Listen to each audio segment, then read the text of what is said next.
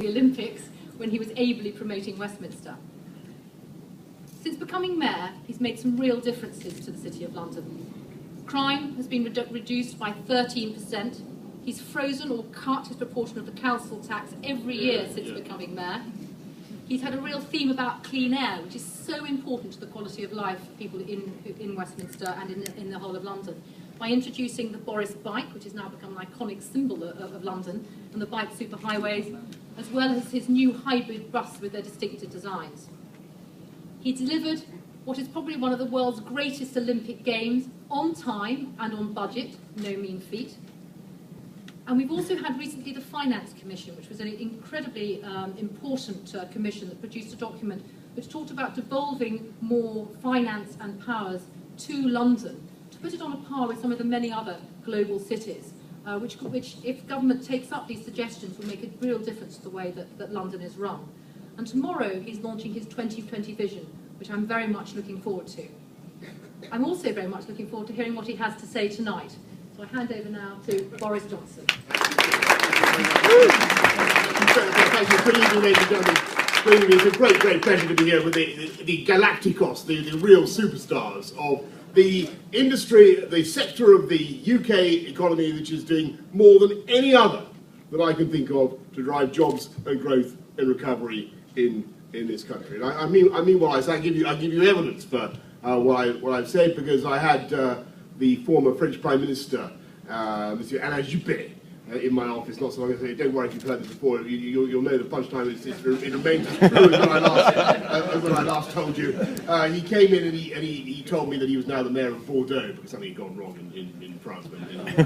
And Bordeaux, he said, had 239,517 inhabitants, and he was therefore the mayor of the 9th biggest city in France. And I got the ball back very firmly over net and said that we now had 250,000 French men and women living in London. Therefore, I was the mayor of the 6th biggest French city. I think that was telling him, wasn't it? And it goes on, because I've been going around the world doing exactly what you do, which is promoting our great city, what Philippa does so brilliantly, promoting our great city. I was in Abu Dhabi not so long ago, and I was thrilled to be told by several of the sheikhs there that they loved London so much that they recognised me as the de facto ruler of the 8th Emirates.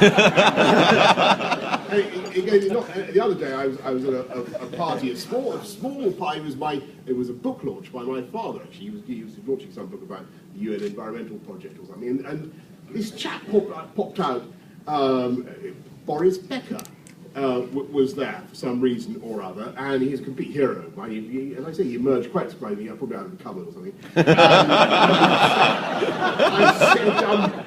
I said, Boris, and there aren't many other people who I said, Boris, what on earth are you doing here? Which is something people often say to me. And he said, I live in London, he said, and I absolutely love London. So I want to ask you tonight, folks, what is it that makes Boris? Why did Boris choose London? The question people often ask.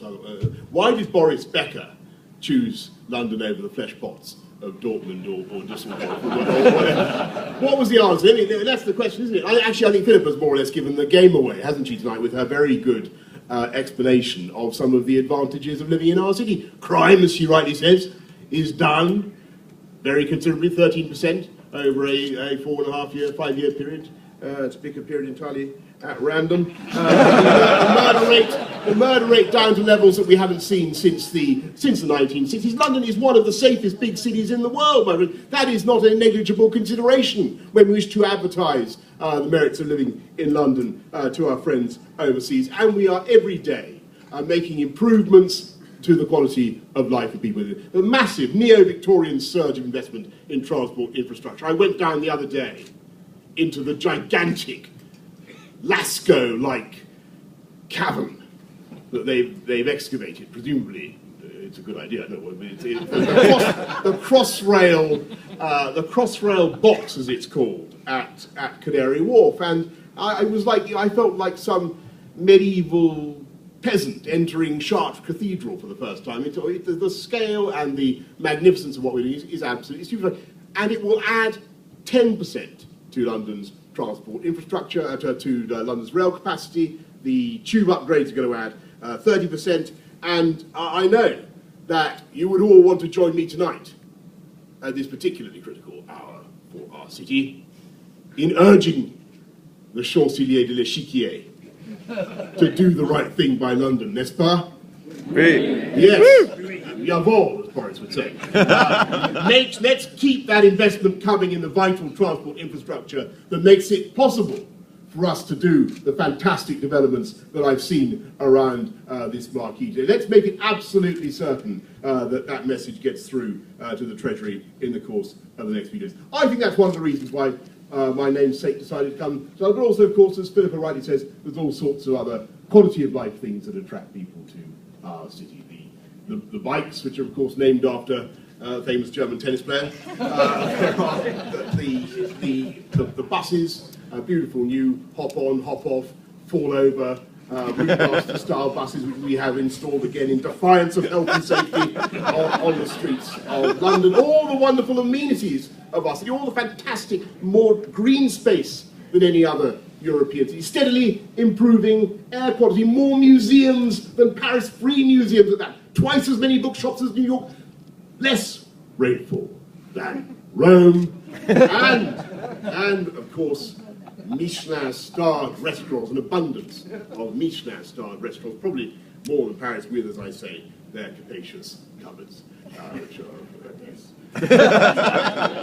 to anybody who wants it. And all those things, all those amenities, attract people to come and live in our city, and many, many more besides. I could mention the greatest higher education cluster, the tech city, the med city, the things that are driving jobs and growth in London. And today we are announcing the Silvertown Quays, a wonderful innovation sector in the Silvertown Quays area, and I congratulate all those who are involved in that development.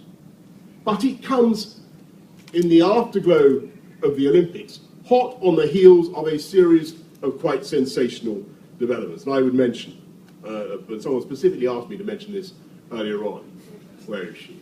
In the front row. There you are. Yeah, I would mention, since those Olympic Games, which I think did so much to project an image, a positive image of London around the world, we have seen billions upon billions flooding into our city, haven't we? 1.6 billion. That's what you told me just now. Westfield Hammerson. Yeah. The Westfield Hammerson development, West Ham for short. I'm sure they don't want it known. The Westfield Hammerson development arriving in Croydon now, regenerating that centre of Croydon. 1.6 billion again coming from a Malaysian-led development into Battersea, leading the transformation of that mouldering old hulk that most of us know from the Pink Floyd album cover and not much else. And then, of course, only the other day, I was very, very pleased to sign with an extraordinary Chinese organisation, Chinese company, ABB, a fantastic project to regenerate the Royal Albert Docks into a third financial district for London. An absolutely incredible vote of confidence in our city. And I can't promise that it will be exactly as it was in the 19th century, when it was the epicenter of the greatest commercial empire the world has ever seen. I can't promise there will be Wiley Lascars and all that sort of thing when Sherlock Holmes used to go down there and hang out and do whatever he did back there in the height of Victorian power. But what I can tell you is that under these proposals, there will be 20,000 jobs for Londoners as a result of that international investment, which is as many as there were when the docks were in their heyday in Victorian times. And so I really want to thank you. I want to conclude really by thanking everybody here in this room for what you are doing to help promote London. I've got around looking at some of the things on some of the displays, and it occurs to me this is a real monopoly board here, isn't it? You are players in one of the most exciting, the most important games of Monopoly ever held. And there are people in this room who can genuinely claim that they have Park Lane.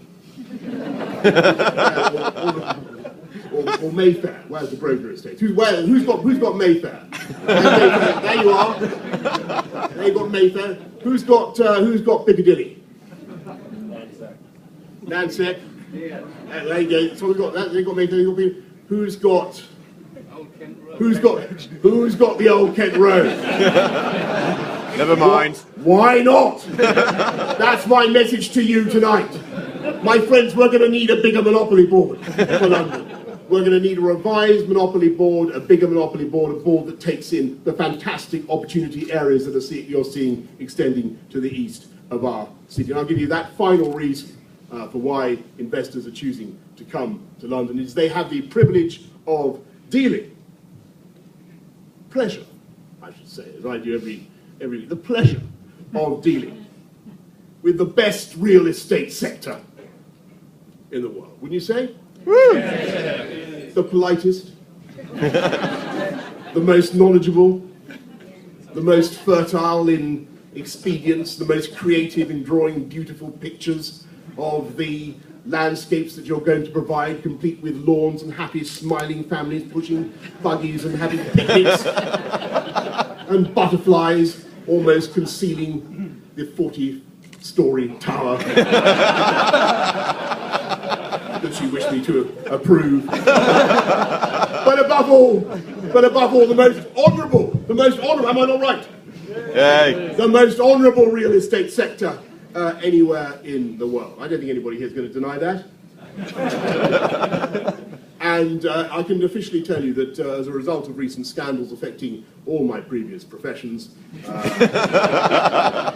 politics, journalism, bankers, I can now tell you that you are officially more popular than any of the above mentioned. Any of the above mentioned, including, by the way, internet tycoons now, I should say. And I congratulate you on that, and I congratulate you on the wonderful, wonderful things that you are doing for our city, and have great pleasure, therefore, in declaring this first extremely important real estate forum for London open. Thank you very much.